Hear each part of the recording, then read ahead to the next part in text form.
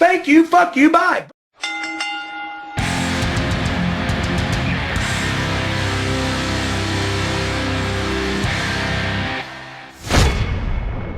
What is up? Good mic work. Back at you with episode 418. WrestleMania 33 is less than 2 weeks away, and the card is pretty much finalized now, give or take 1 or 2 matches, so we've got a lot to get into this week. I'm going to discuss and review this past week's Raw and SmackDown for March 20th and March 21st, and I'm also going to get into the entire WrestleMania card, which, like I said, is pretty much finalized at this point, and we'll also touch on some other news at the end, involving some really big news on this year's Hall of Fame, the Hardy Boys' status with WWE, and of course, the hilarious Southpaw Regional Wrestling. First of all, before we get started here, just a couple of things. Subscribe to this channel if you've not yet already. Please like this video. Let's go for 400 likes again. It seems to be working. Got nearly 500 last time when I asked for 400. So try to give me 400 again. If you do, I'll send you all a cookie. I'll send you, I don't know, like a toll house or something like that. Don't forget to follow me on Twitter at GoodMicWork, especially this time of year. I'm usually probably the most active around WrestleMania season. There's always something going on. Like my Facebook page and check out my website, GoodMicWorkCommentaries.com. Also, as many of you already know, and I did mention this in my last commentary, WWE did block a handful of my older videos a couple of weeks ago. I lost about 9 or 10 videos. Many of these were my pay-per-view and DVD reviews. Some of these were anywhere from 2 to 4 years old, so it wasn't the end of the world, but they did get blocked. I disputed the claim, and they came back denied. So I've decided to start just re-uploading these to you. I've already put 3 of them up just the other day.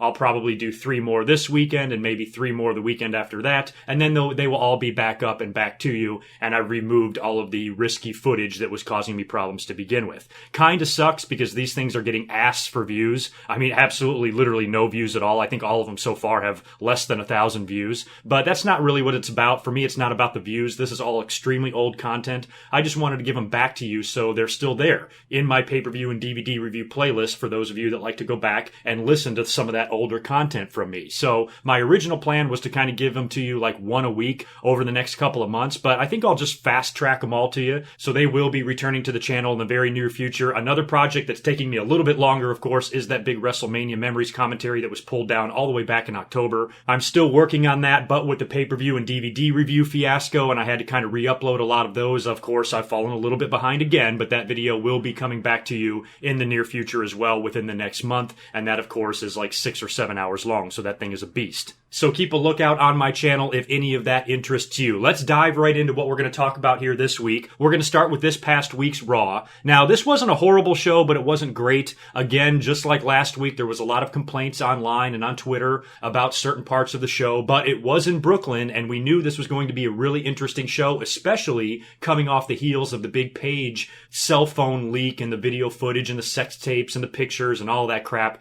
that went on with her and Xavier Woods and Brad Maddox. This is probably the last city WWE wanted to be in after a scandal like this breaks, so we knew that Raw was going to be very interesting. There have been online reports that the crowd was heavily edited. Some were saying the crowd volume was toned down a little bit. By the way, for all of you who have not yet heard my opinions on the whole Paige situation, I did a whole video about it a few days ago. The link is right up there in the top right-hand corner on the card. Just click that, it'll take you right over to it. A quick 12-minute video giving you my opinions of everything surrounding Paige and these sex tape leaks. But WWE was right back to business on Raw this Monday. WrestleMania's coming up, like I said, in less than 2 weeks. So this Paige situation kind of had to be swept under the rug, and they just have to move on and like business as usual, right? So the show opens up with Mick Foley. We knew we were going to see something from Mick Foley this week after what happened last week with Triple H cutting that scathing promo on him and then Stephanie nutshotting him. We really didn't know where Mick Foley stood, if that meant he was fired right then. But apparently it didn't. He came out on Raw with a prepared statement.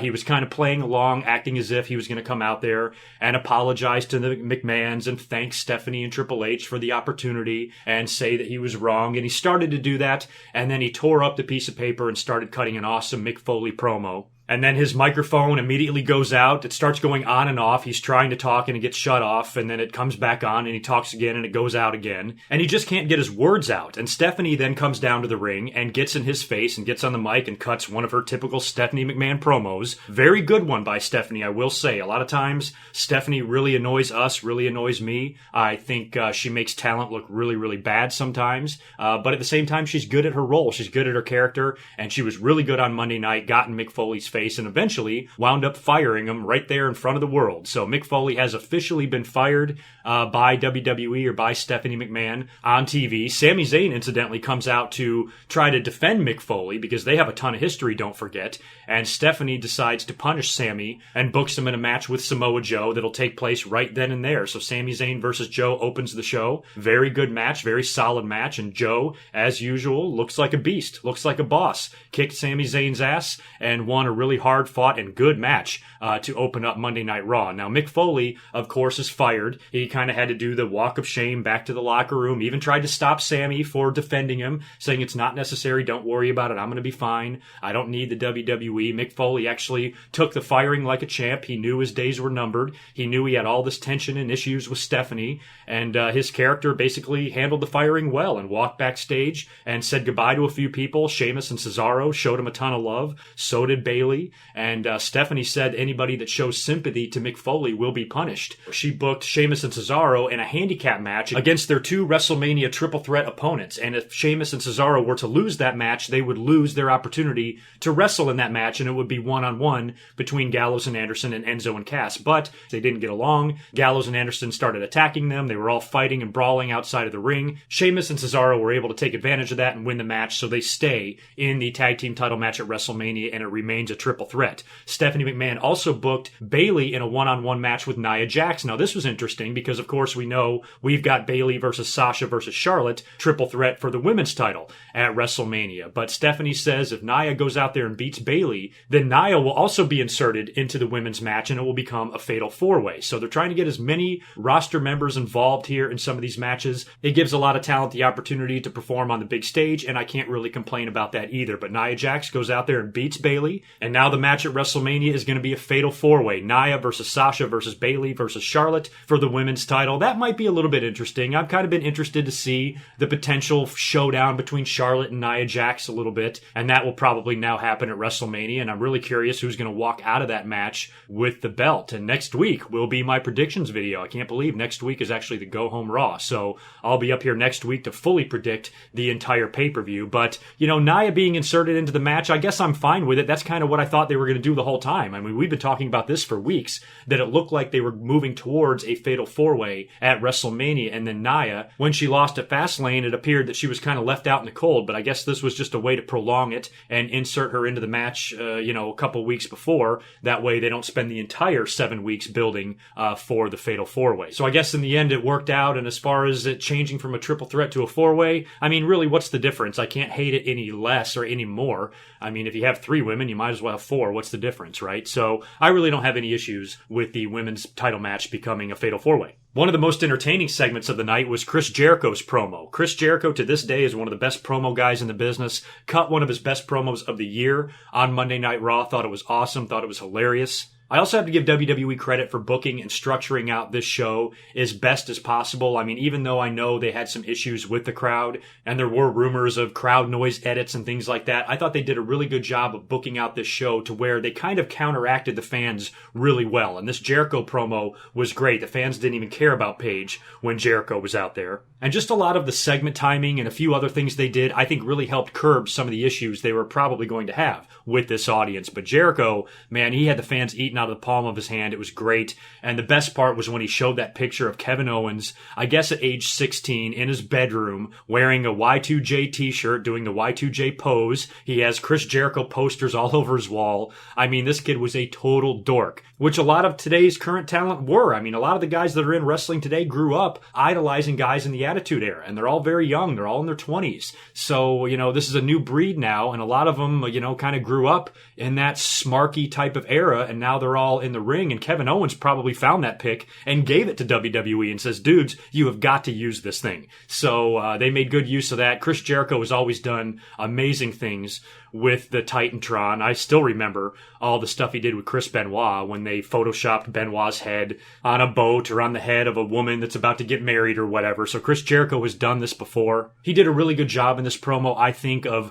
combining a little bit of humor along with some heat, along with some seriousness and attitude. I mean, he made fun of Kevin Owens. He had a good laugh at his expense, but he also let him know that he's very pissed off, and he's going to kick his ass at WrestleMania. Overall, a very, very good segment. And Samoa Joe then came out to the rampway, I believe, and kind of distracted Jericho, and that allowed Kevin Owens to sneak in from behind, and he dove in the ring and kicked the crap out of Jericho, proceeded to hit him with his pop-up powerbomb, and then he tears up the list. Great stuff, great overall segment, and this has been a really good build, I have to say. Since the Festival of Friendship and everything started when Kevin Owens beat the hell out of Jericho, this has been pretty good stuff, so I'm looking forward to the match. And I gotta tell you, when I think of my upset picks for WrestleMania, what guys I think could win that we expect to lose, Chris Jericho might be one of those guys. I actually have 2 upset picks. I'm starting to think that maybe Chris Jericho will beat Kevin Owens and retain the U.S. title and probably drop the U.S. belt to Kevin Owens the pay-per-view after that. And I'm also starting to think that Triple H will wind up beating Seth Rollins too. But I'll get into that later on, and I'll get into much more on that next week when we talk about our predictions. But say what you want about Kevin Owens and his Universal title run and the way he lost that title to Goldberg at Fastlane. You know, despite all of that, I'm pretty entertained with what he's doing with Chris Jericho, and I think this is a good feud and it's a good program. And you can't really complain about it happening at WrestleMania. I can't think of a better place for it, to be honest with you. Now, I mentioned Triple H and Seth Rollins a second ago. The Raw announcers interviewed via satellite, I guess, Seth Rollins' doctor, where he discussed his prognosis and his recovery and all of that. Of course, Seth Rollins was brutally attacked by Triple H last week, or actually he attacked Triple H, and Hunter turned the tables on him and injured his knee even further. And the doctor didn't really reveal a whole lot. I mean, they've really been taking their time letting the fans know what Seth Rollins' status is for WrestleMania, but the doctor in so many words basically said that Seth will not be cleared. You then fast forward to later on in the night where Michael Cole does a sit-down interview with Triple H in the ring, where he goes on, just rehashes everything about Seth Rollins and how he used to admire and respect him so much, and he took him under his wing and he thought he was going to be the next big thing, and then Seth Rollins let him down and he's a piece of shit and all that stuff that we've been hearing from Triple H for weeks now. And I will say Triple H is good at delivering those statements and he's good at hammering home those opinions. This was a really good promo. I gave him a little bit of shit last week in his promo with Mick Foley. I thought Mick Foley did a better job with his promo than Triple H did, but this week Triple H was pretty on point and had a lot of good things to say with Michael Cole. The only thing I found odd is that Triple H says, okay, that's it. I'm done with Seth Rollins. The doctors aren't going to clear him, so from this day forward, I have nothing to do with the guy, and he starts to leave, and then he kind of comes back and he goes, hold on, I got another idea. If Seth Rollins wants me so bad at WrestleMania, how about I have him sign this waiver? It's going to be a completely unsanctioned match. He cannot sue me or sue the WWE for any permanent injury. So if he wants to put his name on the dotted line and sign, I guess what essentially is a hold harmless agreement, then he can have me at WrestleMania and he can have his match. So we speculated on that. We all said that's probably the way it's going to happen. Seth Rollins is going to be too injured to quote unquote compete at WrestleMania, so he's going to have to sign some sort of a waiver or whatever, and that's exactly what they did. The only thing I didn't like about this is that where was Seth Rollins? Seth Rollins is the one that should be furious here. Not only has Triple H and Samoa Joe already done what they have done to him, but Triple H furthered the injury last week when he attacked his leg. I mean, Seth Rollins should have rolled his ass out there in a wheelchair and said to Triple H, I will do anything to face you at WrestleMania. I will sign anything I need to sign, completely unsanctioned, no holds barred, one-on-one, me and you, street fight, whatever. I just want your ass. It seemed a little odd to have Triple H be the one to propose this. I mean, Triple H said himself in his promo that he's completely done with Seth Rollins. He has no use for him anymore. He doesn't care about him, whatever. He's moving on. So if he doesn't care, why the hell does he want to challenge Seth Rollins to this type of match? I guess he wants to rid the WWE completely of Seth Rollins forever would be Triple H's only motivation. It seemed like Seth Rollins had more motivation to propose this match than Triple H. That would probably be my only one nitpick with this. Aside from that, I think the build has been decent. I mean, don't forget Seth Rollins is legitimately injured here. He got hurt during Samoa Joe's debut, so he hasn't been able to be on Raw every single week. He hasn't been 100%. So the fact that you don't have Seth Rollins around as much, I think they've done as good a job, if not better, building and promoting Triple H versus Rollins as they have done with Goldberg and Brock. So I guess the quality of the match just hinges on Seth Rollins' ability to wrestle through an injury. So I'm wishing both guys luck. I hope the match is good. In another kind of head-scratching match on Raw, we saw Charlotte pretty much squash Dana Brooke. Poor fucking Dana Brooke. You guys know I'm no fan of Dana Brooke. I just don't like her very much. It's nothing against her personally. She's probably a totally cool chick, but I'm just not a big fan of her work at all. I don't like her look. I don't like her in-ring work. I don't like her promo skills. Really don't like anything about her. And I hate to say that because it sounds mean. It's just true. But they did the big face turn last week, which I liked briefly. Kind of reminded me of when Alex Riley beat the hell out of The Miz, and she finally got sick sick of Charlotte's shit. And then this week we got the match. Forget about a pay-per-view. Forget about Dana being involved in the WrestleMania women's title match and maybe costing Charlotte the match and leading to a match on pay-per-view next month or something like that. They went ahead and did this shit on Raw, and Charlotte beat her in just a matter of minutes with not even using her finisher. Just hit her with like a big boot, kicked her in the face and pinned her. I think, maybe 3 minutes, something like that. So the match was nothing. It almost appears as if they might be sending Dana Brooke back to NXT, which is where I don't think she should have ever left to begin with. I think they called her up too early. She had really bad luck. I think she came with Emma, didn't she? What was she doing at first? And then whoever she was with got injured, and then they put her with Charlotte instead. So the plans with Dana seem to never work out from day one. And if they want to send her back to NXT to polish her up a little bit more and work on a few things, I am 100% in favor of that. I wish her all the luck in the world down there. We might not see Dana on the main roster for a while, because if they kept her there, where does she go from here? I mean, 1 week after her big face turn, she gets completely shit on in the middle of the ring on Monday Night Raw. So there's really nowhere else for her to go but down. And I hope they do send her back to NXT. And hopefully she'll come back one day rejuvenated and be a 10 times better talent than she currently is. I've been kind of behind keeping up with the cruiserweight stuff in the past couple of weeks. Once Austin Aries won that fatal 5-way and got the right to fight Neville at WrestleMania, I haven't paid too much attention to 205 Live or even what they've been doing on Raw. I know Brian Kendrick had a match with TJ Perkins on Raw that seemed rather quick. Kendrick, I think, made pretty quick work of TJ Perkins and then cut a promo talking about how he stole Kira Tozawa's passport or whatever, and now Tozawa is stuck overseas somewhere because Kendrick stole his passport. That was kind of funny. And I think we had Austin Aries winning a tune-up match, I think, against Tony Nese. And Tony Nese is starting to get over. Have you noticed that? So I'm hoping eventually Tony Nese will not be one of these jobbers and they'll actually start doing something with the guy, and maybe he can get a title feud or a title run sometime in the future. But the fans seem to be behind the guy. He's a good talent. He's got a good look. He seems like somebody that Vince would like. So I wouldn't be surprised at all if Tony Nese starts getting a push sometime after WrestleMania. Now, let's get to the big elephant in the room. WWE did acknowledge the Paige situation in their own little way, because we all were wondering what was going to happen with Xavier Woods.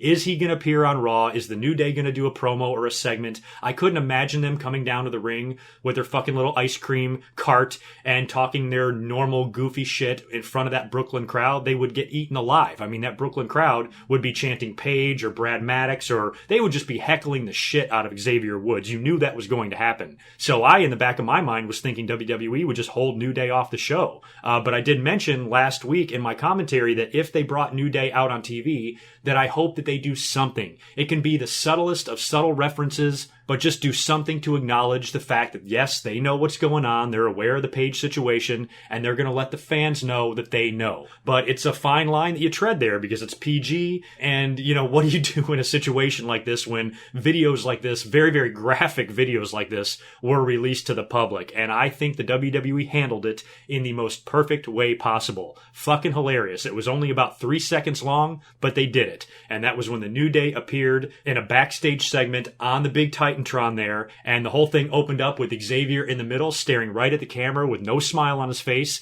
and Big E and Kofi were both kind of like looking sideways at him, and then Big E says, "So Xavier, do you have anything you want to tell us?" And then they went into their WrestleMania promo and went right on with business like the New Day always does. But the best part was when they first appeared on camera. That was pop of the night. As soon as the New Day appeared on that screen, the roof blew off the Barclays Center. Holy shit. That was the loudest pop I think I've heard in New York in many, many years. And it just goes to show what a sick bunch of perverted freaks we all are, because the only thing fans cared about this week on Raw, forget WrestleMania's 2 weeks away, forget you have iconic, giant marquee matches taking place on this card that they're going to be building towards on this show. The only thing the fans were there to see was Xavier Woods, so they could cheer for him or make fun of him or heckle him or pop for him or whatever. I mean, it was just, it's hilarious what kind of society we live in, but I think the WWE handled it in the perfect way. I think the crowd got a kick out of it, and I got a kick out of it. I mean, that's all I wanted. It's not like WWE can discuss this. It's not like they can crack too many jokes about it. I mean, they've been ribbing Tom Phillips a little bit here or there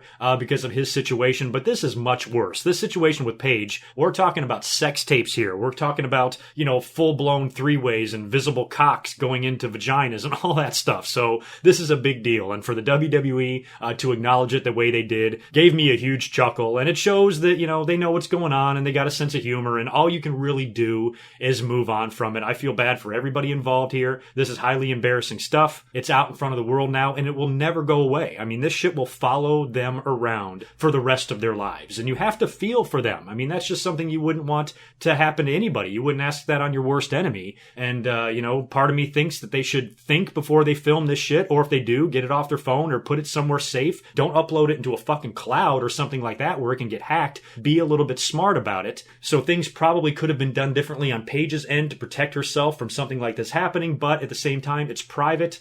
People shouldn't have to worry about this. People shouldn't have to worry about private photos and videos getting leaked to the entire world. And it just sucks. I mean, it just sucks for Paige. It puts her in an awkward situation. Apparently, there was some sort of a backstage meeting where they discussed the situation, and who knows what they told everybody. They were probably like, look, if any of you sick fuckers have this shit on your phone or on a cloud or anywhere where it can be hacked, get it the fuck off of there. I guarantee you one thing. The day after this Paige news broke and the day after these videos were sent to the entire world, I bet you there were so many WWE wrestlers going right into their phones or their iCloud accounts and deleting shit left and right. There's videos like this probably everywhere in WWE, and I bet you there was a mass delete amongst all the talent that was like, holy shit, I've got a video like that on my phone with me and some ring rat. There's probably cell phone footage of Braun Strowman banging Nia Jax from behind in an elevator or something like that. So these guys are getting this shit off their phone, which is good. WWE, I would assume the only point of this meeting was to prevent or do their best to prevent any situations like this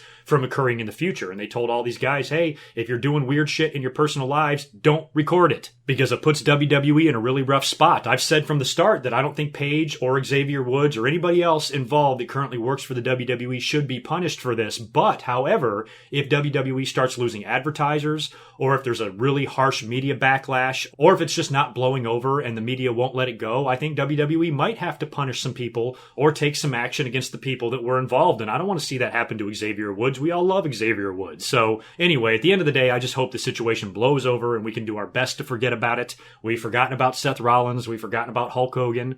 We've already forgotten about Tom Phillips. So these things do blow over, and sooner or later there will be a whole nother scandal that will take the heat off of Paige and everybody else. Unfortunately, though, these are videos, and these are multiple videos that are now on the internet forever and will never, ever go away. So in that respect, I really, really feel bad for Paige and Xavier Woods and Brad Maddox for that matter. And finally, moving on to the final segment on Raw now, and that, of course, was the big match between Roman Reigns and Braun Strowman. Now, I had pitched this idea since Fastlane. I thought that the match at Fastlane should have The Undertaker interfere and allow Strowman to get the victory against Roman Reigns. When that didn't happen, I predicted that this would happen on Raw. I'm like, you know what? It'll probably still happen. What they'll do is they'll have a rematch on Raw between Strowman and Roman sometime between now and WrestleMania. The Undertaker will interfere, and Braun Strowman will get a big win against Roman Reigns. But they still didn't do that. They had an opportunity to give Strowman a victory and give Roman a loss and add heat to the match with Taker, pissing off Roman Reigns even more that Taker cost him the match, but that's not what happened. Roman's out there brawling his ass off with Strowman. The lights go out. They come back on, and The Undertaker is standing right in the middle of the ring in between Braun Strowman and Roman Reigns. And then he turns his attention to Strowman, who's kind of getting up from being knocked down by Reigns, I believe, and he picks up Strowman and choke slams him. And props to Braun Strowman for selling that choke slam like a boss. Thank you, my man. You made a broken down Undertaker look strong as hell the way he jumped up for him like that. I mean, Strowman, for as big as he is, he really got some height on that choke slam, and he took it well. That's what you call respect, kids, and I appreciate Braun Strowman doing that. But what was funny is Taker almost looked like he hurt himself on the choke slam. A lot of people were like, oh, he was just selling. Maybe, but don't forget, Undertaker's got some artificial body parts. He's very old. He's had a lot of injury issues to begin with. Remember after WrestleMania 30 when he lost to Brock and there was that footage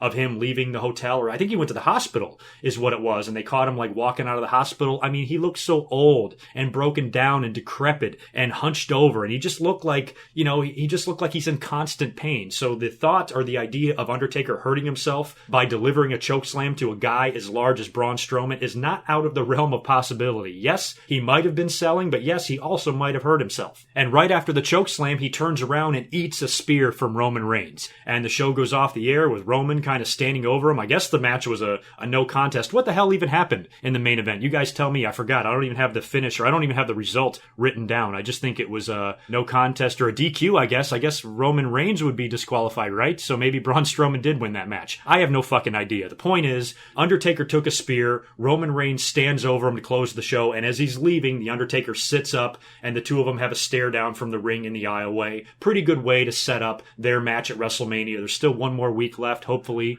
Undertaker will be on Raw next week. Maybe a contract signing or something like that. I wouldn't be surprised if Roman Reigns eats a tombstone next week. I'm actually willing to almost guarantee that, provided Undertaker's on the show, of course. He goddamn better be. It's the go-home Raw. So maybe next week, Taker gets the last laugh on Roman Reigns, and then Roman goes into WrestleMania to defeat The Undertaker. Now, there has been some reports that Roman Reigns and The Undertaker might go on last. I don't know how accurate these are. This is just shit you guys were tweeting me, and apparently maybe Vince McMahon has changed his mind and he wants that match to go on last. You know what? I am 1,000,000,000% in favor of that. You know why? Because it's gotta be The Undertaker's last match. And some of you were giving me shit in the comments like, oh, good mic work. Don't say it's The Undertaker's last match. We go through this every year. Yes, I know we go through this every year, but The Undertaker continues to get a year older. I got news for you. He's not going to wrestle until he's 70. There's no way he can go beyond this. And with this story of Vince McMahon wanting this match to go on last, this tells me that it's The Undertaker's last match. It has to be. You are never going to have a better opportunity to retire The Undertaker. This has to be it.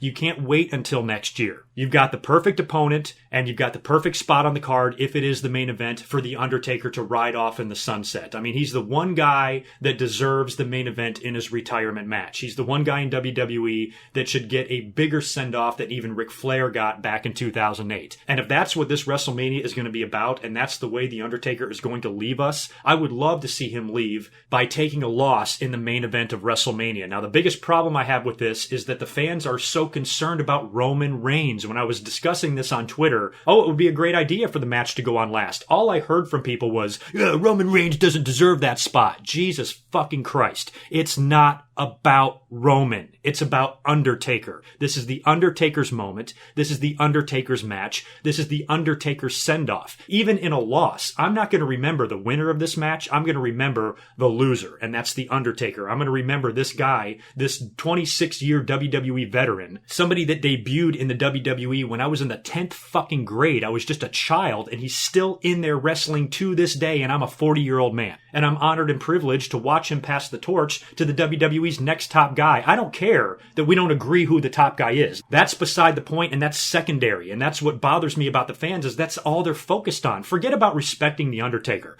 Forget about enjoying watching him ride off into the sunset. A guy that we've all admired, this icon in the WWE, a statue-worthy guy, is about to hang up the boots and wrestle for the last time, and the only thing the fans are concerned about is his opponent? Fuck his opponent. It's not about that, and I think the fans need to let this shit go and realize what they're about to witness here. They're about to witness the end of The Undertaker. A lot of the younger fans today, people in their 20s and even 30s, their whole lives are The Undertaker. So the fact that this guy is probably hanging him up at WrestleMania 33, that's what I'm the most focused on. That's what I'm the most concerned with. And it's going to be very emotional to see The Undertaker leave. And I think it's silly to keep speculating, oh, he'll just be back next year. I know we've been saying that year after year after year, but it is legitimately getting to the point now where when you watch The Undertaker, it doesn't look like he can go on any longer. And I think maybe Vince McMahon realizes that, which is why we saw the change of plans. Remember, he was originally supposed to work with John Cena, and then there were reports that Vince McMahon didn't want to have that match, and he changed his mind to Roman Reigns. Well, when you look at it, that makes sense. The last person in the world that needs to defeat The Undertaker in his final match is John Cena. John Cena doesn't need that victory. You could argue that Roman doesn't need it either, but Roman is going to be on the roster for the next 10 or 15 years, and WWE has big plans for him to make him one of the next icons in the WWE. What about Braun Strowman? What about Kevin Owens? Yes, I know. There's all sorts of other guys that could technically deserve the opportunity to beat The Undertaker in his last match. Fine, whatever. You guys are just trying to think of anybody you can think of other than Roman Reigns, but to me, that's not even the issue anymore. If this match is rumored, if this match does in fact go on last, that means it's it. That means it's it for The Undertaker, and we should all respect that. I mean, The Undertaker clearly doesn't have any problem with this. If he didn't want to lose to Roman Reigns, if he didn't want to wrestle Roman Reigns, all he would have to do was call up Vince and say, I'm done, I'm never wrestling again. And Vince would say, okay, fine, no problem, thank you for your service. We're going to put you in the Hall of Fame next year. You don't even need to have a retirement match if you don't want. But when you think about legends and you think about the way people go out, that's what you do. You put over somebody on the way out. Roman Reigns has been referring to himself as the guy, as the big dog. You know, The Undertaker has always referred to the ring as his yard. To me, it seems like the perfect opportunity to lose and say, okay, Roman, this is your yard now. Good luck with it. I wish you well. Shake his hand. And Roman walks away, and The Undertaker has a big send-off the following night on Monday Night Raw, where he officially retires from wrestling. And then next year in New Orleans, in the City of the Dead, you put this guy in the WWE Hall of Fame, and he is your headliner for the 2018 class. You know, I know it feels like there's a barbed wire baseball bat going up your ass right now, but Roman Reigns really, when you look at it, is the right guy as much as it pisses us all off. I'm not saying other guys aren't worthy or anything like that. I'm just saying WWE wants Roman. He's the guy they want. He's the guy they're going to push. He's the guy that's probably going to dethrone Brock Lesnar either at SummerSlam this year or at WrestleMania next year. I think it would be much better if WWE would just turn this guy heel. I think the fans could tolerate it a little bit more. I think Roman Reigns would make a good heel because he's not good on the mic, and he can be a much more effective wrestler if he's a heel, not trying to spew out nursery rhymes and be funny on the mic, because that's clearly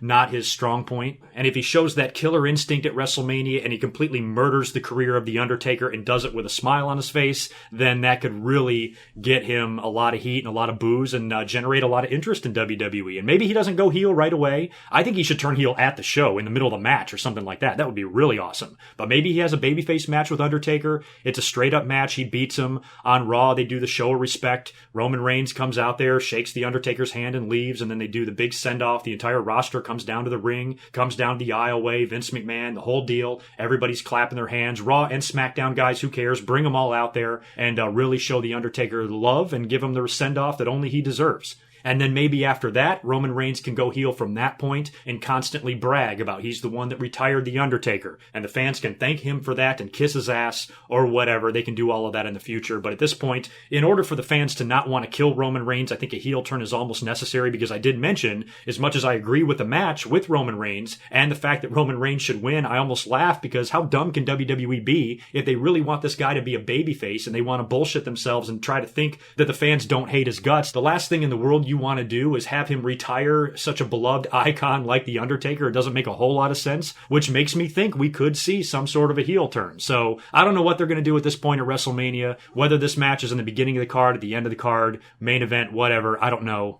If it does, in fact, wind up being The Undertaker's last match, the main event is the only place for this match when you think about it. There's only a handful of non-title matches that deserve to be the main event, and I'll tell you what, Bam Bam Bigelow and Lawrence Taylor was not one of them. So if those two fuckers can go on last without a belt on the line at WrestleMania, then so can The Undertaker and Roman Reigns. Moving on to SmackDown now. I'm going to roll through this show pretty quick. There's a lot of good stuff on this SmackDown too. You know, they did a good job of furthering all of their WrestleMania plans and storylines, and we had a couple of new matches set in stone, and we also had a title change. So it was a pretty solid SmackDown. First of all, there was no Mauro Ranallo again. So clearly something is up here.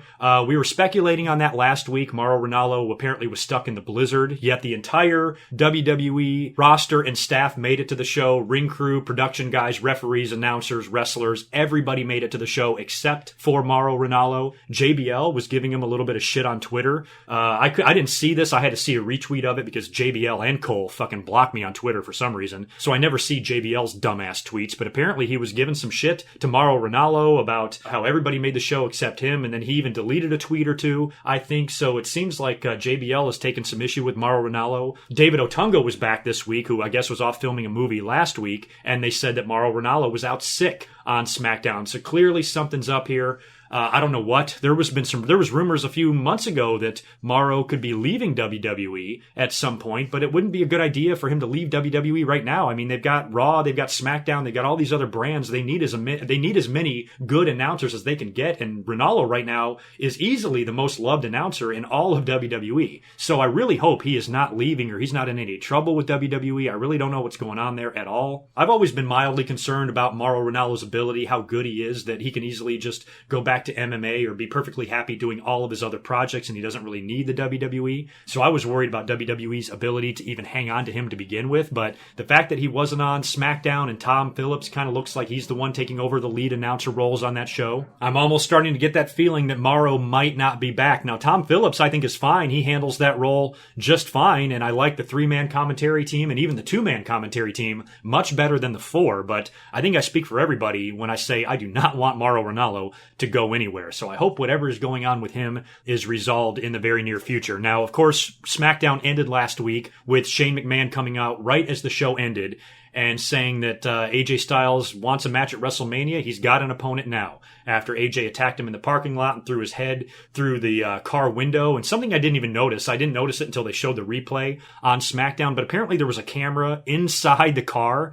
God, that's fucking stupid. And so you saw Shane's head come through the car from that angle as well, which I didn't even notice. But that was probably an extra detail that wasn't needed in that situation. AJ opened up the show on SmackDown. He confronted Daniel Bryan backstage to open the show and kind of rubbed it in his face that he's back. And Daniel Bryan says, hey, I don't even agree with this. If it was up to me, you'd still be fired, but Shane wants you back. And then AJ goes out to the ring to cut a promo and says that, hey, I don't care that I'm facing Shane McMahon. I just wanted to be a part of the show. His only motivation and his only goal was to be a part of WrestleMania. Now he is. He's wearing the WrestleMania hat. He's wearing the WrestleMania t-shirt. He's all happy to be a part of the big show. And he says he's going to go back to the garage and wait for Shane again. And he's going to kick his ass in the garage just like he did last week. And it was funny because just like last week, AJ literally hangs out in the garage all night long waiting for Shane. I think he was even interviewed multiple times. And then they get all the way to the main event segment and Shane McMahon just comes out to the ring. His music hits and he comes down the aisleway. I guess he must have driven in through a different entrance. Who would have thought a giant building, a giant arena like that has more than one entrance? So Shane McMahon is then in the ring cutting a promo, and then they show Renee Young going back to the garage and says, hey AJ, just want to let you know that Shane's in the ring. And that whole thing I kind of found stupid. And Shane calls out AJ. He goes, hey dumbass, I'm right here. Come out here. Come get me. And AJ walks all the way back to the arena,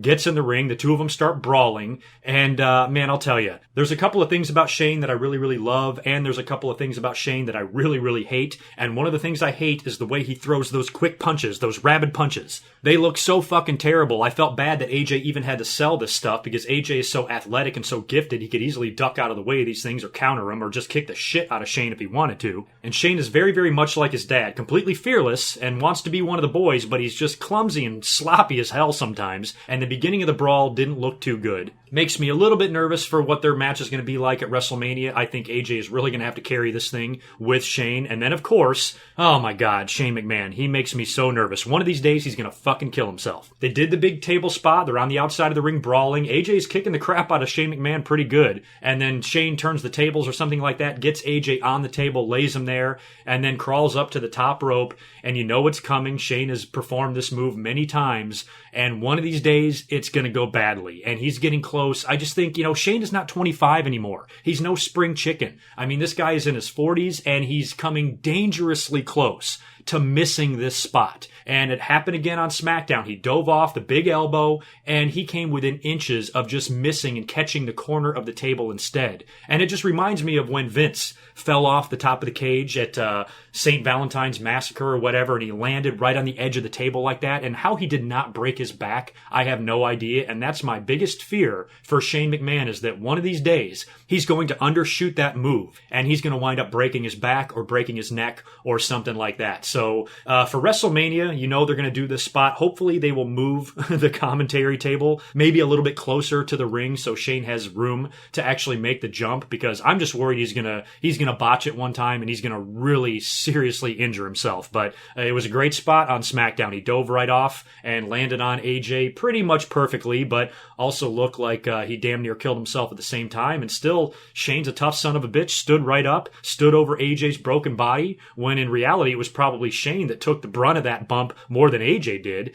And he stood over AJ and pointed to the WrestleMania sign, and it was a great way, I think, to end the show. And it's given me hope for this match at WrestleMania. I wasn't too keen on the idea at the beginning, and then I kind of warmed up on it because AJ earns this match. He had a great year. He had a great run with the WWE title and an excellent first year in the WWE. He has earned himself a marquee match at WrestleMania easily. And so the fact that he's in there with Shane, even though quality-wise, I don't know how good it can be. Shane's a part-timer. there. I don't even know why Shane needs to have a match, but the fact that he's in there with Shane makes this a meaningful match. It's not just some run-of-the-mill one-on-one match with a SmackDown guy. It's not AJ versus Dolph, in the third match. I mean, this is Shane versus AJ, and it's a big-time program and one that WWE is spending a lot of time and energy on. So, in that respect, I'm happy for AJ. I'm happy that not only is he wrestling at WrestleMania, and if he can't wrestle for the belt, this is probably the next best thing. Either him working with Shane or Taker or somebody like that would be the next best thing to a title match for AJ Styles. But between now and WrestleMania, I think Shane needs to really work on his offensive moves, specifically his punches, because they suck. And we still got one more SmackDown before WrestleMania, so I wouldn't be surprised at all if they add a stipulation to this match. You would think that something might even be on the line here. And I said a few weeks ago, and I know I say this about a lot of feuds, one of my favorite things to propose is a loser leaves town match. But this could be actually a perfect scenario for one of those matches, especially if some of the rumors of AJ Styles moving to Raw turn out to be true. The only problem with that is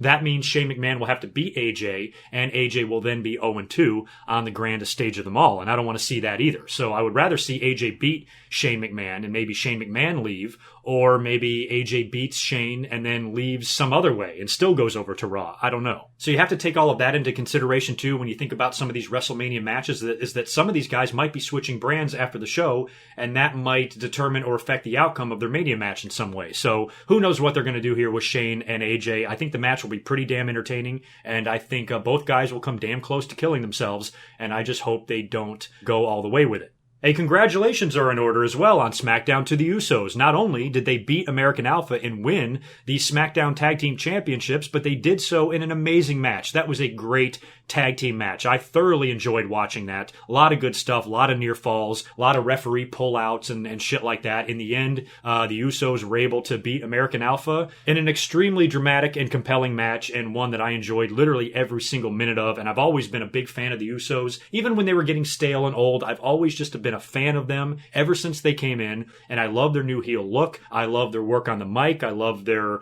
new music. I love everything about this new look Usos, and I was happy to see them win the belts on SmackDown. Now, I saw them on Talking Smack after the show, and that was pretty funny too. They were out there with Daniel Bryan and Renee Young, and I think they put one of their hats on Daniel Bryan sideways, and he's rapping, and even Daniel Bryan gave him props. He goes, "Guys, that was an amazing match. You guys earned that victory. Congratulations." Showed the Usos a ton of love. Even in the match itself with Alpha, the crowd seemed to be very pro-Uso. So even though they're heels, the crowd was behind them. They popped when they won. Babyface Daniel Bryan gave him credit for a great match and a great victory, and even asked them who they want to face at WrestleMania. He goes, "We got to figure out a match for you guys at WrestleMania, so who would you like to face?" And they kind of challenged the club, and one of them, Jimmy or Jay, I don't know which one, but he actually referred to Gallows and Anderson as the Bullet Club, which was kind of funny. I think that was a little slip of the tongue there, but they proposed having an interpromotional match, but that can't happen, obviously, because Raw has got a three-way going on for their tag belt. So I would assume that it would be one-on-one with the Usos versus American Alpha at WrestleMania. That would make the most sense. Alpha is going to be entitled to a rematch. They'll probably come out next week and demand one. But I guess we'll find out next week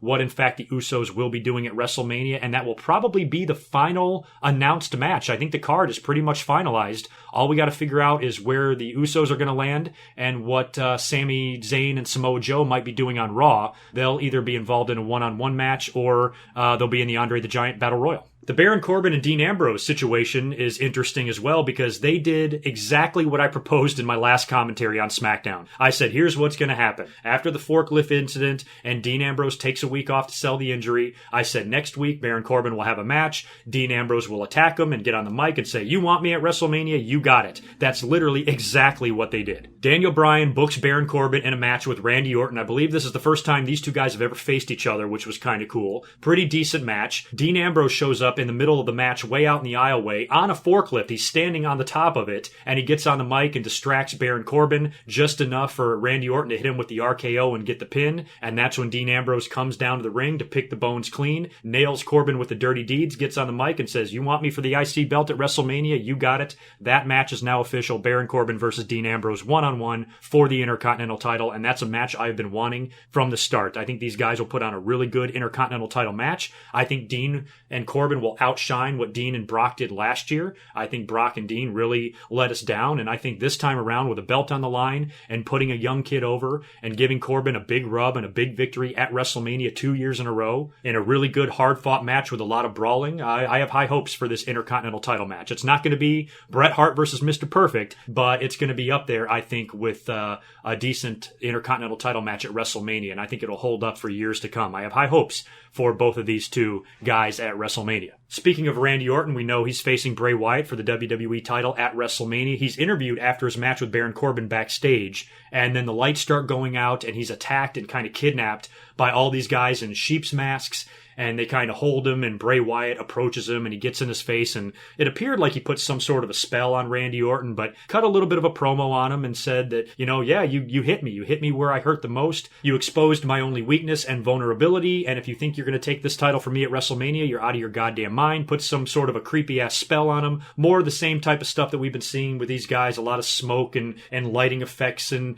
voodoo spells and shit like that. It's all kind of funny and kind of good. I mean, I actually don't mind this. It's a different type of build to a match. It's got this horror movie type of feel to it, and it's really allowing Bray Wyatt to be his Bray Wyatt self. I find myself listening to what Bray Wyatt says a little bit more now, because after Randy did what he did to Sister Abigail's grave, Bray Wyatt does seem like a little bit more of a changed man, and I like that in him, and I like what I'm seeing from Bray Wyatt. And I'll have a lot more to say about this match next week. I got to give it some thought as far as a prediction goes, but, part of me thinks that maybe Bray Wyatt should retain the title. I don't know if both titles need to change at WrestleMania. When you think about everything else going on, Brock Lesnar most likely will be winning the Universal title. The Undertaker will most likely be retiring. I think a Randy Orton title victory at WrestleMania might go forgotten or might be lost or go unnoticed or something like that. So this is the perfect situation for a title to be retained at WrestleMania, but we'll have much more to say about that next week. These guys are going to have another run-in with each other because Bray Wyatt has been advertised to face Luke Harper next week on SmackDown. We haven't seen Luke in a while. He cut a promo on this past week's SmackDown with a little bit newer of a look. Looks like he's changed his ring gear up a little bit, which I like. He's no longer wearing the gray wife beater. It's more black, and he's wearing more darker colors now, and he looks to be in a little bit better shape. So I really still am hoping that they can do something with Luke Harper in the future. We thought that they were starting down that road with him, giving him a big push. We even thought he would be involved in the title match at WrestleMania, but that never came to be. Now he's got a big match with Bray Wyatt next week that Randy Orton will get involved in somehow, and hopefully after WrestleMania, Luke Harper can be involved in some big things, and he could be my sleeper pick for the Andre the Giant Battle Royal. I mean, what else is Luke Harper going to do? He could be involved in the Bray Wyatt-Randy Orton match somehow. Maybe he can interfere or something like that, but if they want to do something with Luke Harper or give him a little bit of a push, maybe winning the Battle Royal could be the best way to do that. I think it's either got to be him or Samoa Joe or Braun Strowman. Really, when you look at all the candidates to win the Andre the Giant Battle Royal, to me, those are really the only three guys I could envision winning it. We saw some great shit again from the Miz and Maryse. Oh my God. They did so much better on SmackDown than Cena and Nikki. Why don't we talk about Cena and Nikki first? First of all, we had a one-on-one match between the commentary team of Southpaw Regional Wrestling. We had Lance Catamaran versus Chet Cheddarfield, one-on-one. Of course, Cena versus Fandango. Tyler Breeze,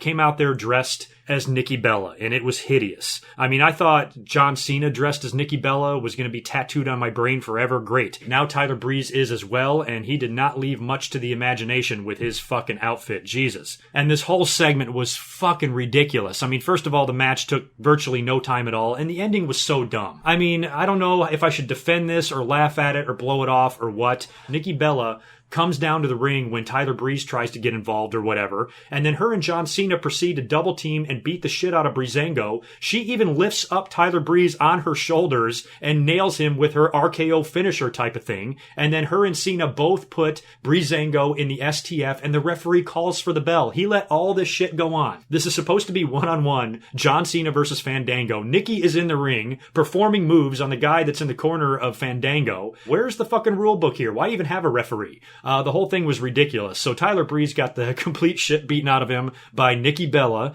I don't know if fans are going to consider that a burial or not. They probably are, knowing fans. But to me, it was it would have been okay just the way the ref let the match go on, and then he called for the bell, and then Cena and Nikki were celebrating as if they won a tag team match against Breezango. The whole thing just seemed kind of stupid. What did not seem kind of stupid was what the Miz and Maryse did. Holy shit. They reenacted some Total Bellas episodes, and I was laughing my ass off. This was so well done. I love the Miz when he's imitating John Cena, the way he's all robotic, and, you know, he had all these house rules, house rule number 24, house rule number 36. His imitation of John Cena was so hilarious. And I even liked when he went over to kiss Nikki and he kind of had his like ass sticking out. You know how John Cena's kind of got that, I don't even know what you call it, but he's got that thing where his ass kind of sticks out a little bit. The Miz had all that down perfectly, and it was so fucking hilarious. And Maryse, my God, she did a great job of imitating Nikki Bella. The whole thing was funny. I was laughing out loud several times. I think it was 2 different segments throughout SmackDown that they did this, and both of them were just funny as fuck. Unbelievable. Amazing job by the Miz and Maryse and the WWE production staff and the writers putting that stuff together. And the biggest little running gag during both of these segments is that John Cena, or the Miz playing John Cena, kept fake proposing to Nikki. And he goes, I'm going to pop the question. And then he pops a balloon. And then he gave her a DDP Yoga DVD. And then he goes, I finally bought you a ring. And it's a WWE toy ring, and gave her a toy. And just constantly pretended to propose to Nikki. And you would hear the Wedding Bell song play. And she'd get all excited only to be let down. So this is just adding more fuel to the fire, that it's almost fucking confirmed that John Cena will in fact be proposing to Nikki Bella in the ring after this match. I mean, how can you not at this point? And I mentioned last week or the week before that I have a feeling that John Cena and Nikki are probably already secretly engaged, because otherwise, how do you surprise Nikki? Surely she has to see this coming, right? WWE is making mention about it. All the online reports are talking about it. Everybody is talking about John Cena potentially proposing to Nikki Bella at WrestleMania everywhere. So it's not like she's unaware. So I have a feeling they're just going to go through the motions for the Total Bellas or Total Divas show, because I'm sure they're going to film all this shit, and it'll make for a pretty good episode on the E! Network in a few months. So right now, all signs point to Nikki and Cena beating the shit out of Miz and Maryse, and John Cena getting down on one knee and proposing to Nikki Bella in the middle of the ring at WrestleMania. Aside from that, on SmackDown, all we had was a women's match. Who the hell was even in that? Do I even have that written down? Pardon me here while I look at my notes. It was Becky versus somebody, right? And everybody got involved. Oh, it was Becky versus Carmella. That's right. Everybody got involved. Mickie James ran out there. Alexa Bliss ran out there. Natalya, I think, was doing commentary. She got involved. So it's just the furthering of the storyline that Alexa Bliss has to face everybody at WrestleMania. And I have a pretty good feeling she's going to drop that belt at WrestleMania to somebody. Maybe Naomi if she makes a surprise appearance, or maybe an NXT girl being called up to the main roster. I have a feeling that could be the perfect place for Alexa to drop that belt. Oh, and speaking of Natalya, I did see that she will be inducting Beth Phoenix into the Hall of Fame this year, so that's pretty good. So let's just run through real quick the WrestleMania card as it stands. On the Raw side of things, we got Goldberg and Brock, Roman Reigns versus The Undertaker, Chris Jericho versus Kevin Owens, Seth Rollins versus Triple H, triple threat for the WWE Tag Team title, Sheamus and Cesaro versus Enzo and Cass versus Gallows and Anderson, four-way women's title match, Charlotte, Sasha, Bayley, and Nia, and Austin Aries versus Neville for the Cruiserweight title. On SmackDown, we've got Orton and Bray for the world title, AJ Styles versus Shane McMahon,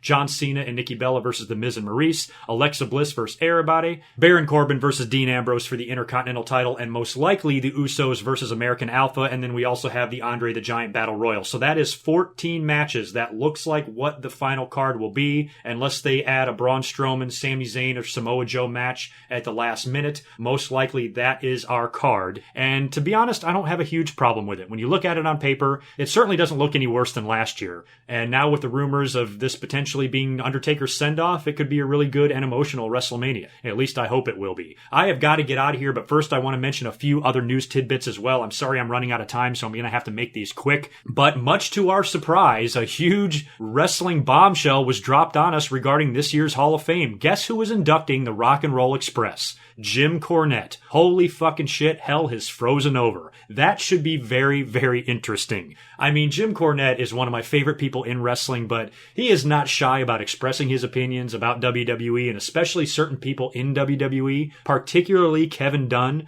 who will be producing the entire thing, I'm sure. He will be the one in charge of telling which camera to be on Jim Cornette. To have to direct a Jim Cornette segment knowing all the things that Jim Cornette has said about him in the past is pretty funny. I don't know if Cornette had to mend any fences here. I don't know if they called him up and said, look, we want to bring you in to induct the Rock and Roll Express. That's who they want. We'd like to have you back, but you got to tone it down down a little bit. Maybe speak to Kevin Dunn. Maybe you guys can patch things up or smooth things over. Or anybody else in the WWE that you have issues with. If you come to Mania weekend and spend the time with us, maybe you can, rebuild some of those bridges that have been burned or whatever. And as long as you keep your act together and you're not crazy, we'd love to have you come in there. And that's the thing. Jim Cornette, as crazy as he is, he's not going to fly off the handle and do some shoot promo at the Hall of Fame. He knows it's not about him. He's smart enough to know that it's not about him. It's about the Rock and Roll Express. It's about Punky and Hoot, two guys that he has a ton of history with, and he should be honored to put into the Hall of Fame. So I don't think Jim Cornette is the type of person that will make it about himself. So even though it's going to be really interesting for him to have a live microphone in front of him, I don't think he would take that opportunity to go into business for himself. He has no reason to do that. He loves the history of the business. He loves the old days, and he has a lot of memories of his feuds with the Rock and Roll Express when he was managing the Midnight. And I think it's going to be a big deal for Jim Cornette to be there to induct those guys. And I just don't think he's going to shoot off of the mouth. I'm sure he's going to say a couple of things. I have no doubt that he'll make a little dig at WWE here or there or something. A lot of guys have done that in the past when they've returned to induct somebody in the Hall of Fame. But as far as Jim Cornette flying off the rails and going into some profanity-laced shoot promo or something like that, there's no way that's going to happen. As crazy as Jim Cornette is, he's not that crazy. Speaking of former Jims that used to work for the WWE, my thoughts are with Jim Ross tonight. And unfortunately, I'm recording this many hours before I'm going to edit and upload it, so I don't know if any new information will be released before I get this commentary up. But Jim Ross's wife, Jan, was involved in a really horrific accident. And I guess she was riding her scooter or something like that and hit by a car. She had multiple skull fractures. She's been in critical condition, I think, for the past couple of days. And it's not looking good, and he needs a miracle. So I am really pulling hard for Jim Ross and his wife. I feel absolutely horrible for him. It certainly doesn't sound good at this point. So I think we all need to drop Jim Ross a line, tweet him, just give him your best, and let him know that you love him and that we're all there for him. Speaking of car accidents, Vince McMahon, I guess, got in a little fender bender outside of Titan Tower. Nobody was injured, but there was a 911 call released, and Vince was driving his Bentley and crashed into somebody, so I don't know if Vince needs to be driving anymore either. Probably no more than the Undertaker needs to be wrestling. But why doesn't Vince have a driver? Why the fuck is he driving himself? But anyway, he was involved in a car accident, but apparently he's okay. And other than that, the Hardy Boys have officially been offered a contract by the WWE. No word on whether or not they're going to sign it or how WWE would make use of the broken characters, especially with the current issues going on with TNA and them claiming ownership of that intellectual property. So I don't know what that would mean for the Hardy Boys if they come into WWE. They did sign a short-term deal with Ring of Honor. I think they're the tag team champs over there or something. So I don't know how long it'll be until they come into WWE. We said right from the start it would be really cool if they showed up at WrestleMania, maybe confronted the New Day or something like that. Might be just what WWE needs to kind of take the focus off Xavier Woods and all of his sex tape issues. If they have broken Matt Hardy and Jeff Hardy show up and interrupt the New Day, that could be a pretty good way to do that. But I think it's becoming more and more likely that we're going to see Matt and Jeff finish their careers in the WWE, and I could not be happier. I am literally down to like my last 3 minutes here of being able to talk, and I've got to get the hell out of here and get to work. But how can I not talk about Southpaw Wrestling? Holy shit. If WWE put half the effort into Monday Night Raw and SmackDown that they do in Southpaw Wrestling, I would be happier than I was in the Attitude Era. Oh my god, this shit is fucking great. I mean, such a great little spoof on, local, regional, southern wrestling promotions back in the day. I used to live in the Carolinas. I know what this shit was like. This stuff reminds me of Georgia Championship Wrestling, Florida Championship Wrestling. Even in the 90s, I see some shades of Smoky Mountain in Southpaw Regional Wrestling. The announcers is John Cena and Fandango, Lance Catamaran, and Chet Cheddarfield, I think, which is fucking great. The characters are awesome. Luke Gallows has resurrected his Sex Ferguson gimmick. They're calling him Tex Ferguson in this, but he's basically doing the exact same thing, just toning down the profanity a little bit. And we've got Carl Anderson is Chad Too Bad. Chris Jericho is kind of this wild, zany backstage announcer. Clint Bobsky, I think is his name. That is so a name that Jericho would pick. I guarantee you that Jericho came up with the name Clint Bobsky. That sounds exactly like something he would say. Big Bartholomew is played by Rusev, and Rusev is probably the funniest person in all of these because he can't stop laughing. Did you see that? Go back and watch literally every episode of that he's in, and he just cannot stop smiling. I mean, he literally looks like he's laughing out loud, and he can't even keep a straight face doing this shit. He's feuding with Tyler Breeze, who is some evil banker who's trying to take away Rusev's farmland or something like that. The Ascension is in there as well. They are the surf dudes with attitudes, kind of play on maybe the Dynamic Dudes with who was that, Shane Douglas, I should say, and John Laurinaitis, I think, back in the day. And then Shawn and Diesel were two dudes with attitudes, very 80s, and the long mullet hair and the surfer gimmick, and they're in front of the green screen pretending to surf and swim. Pretty funny shit there. The Lethal Leap Year that they keep advertising, and of course there is no leap year in 1987, so they don't even have a show.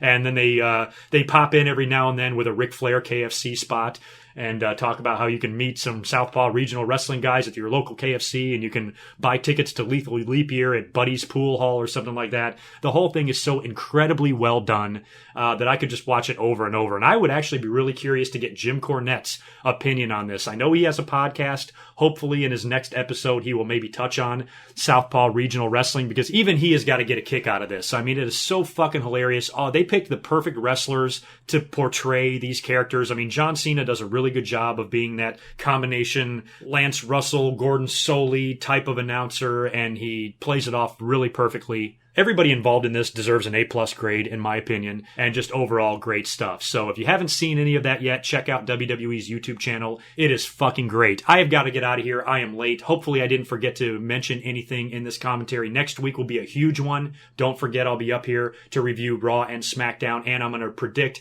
the entire WrestleMania card. So that'll be coming up in episode 419. So keep a lookout for that, and I will talk to all of you in about a week. Thank you so much for listening, and I will talk to you very soon. Until next time, peace.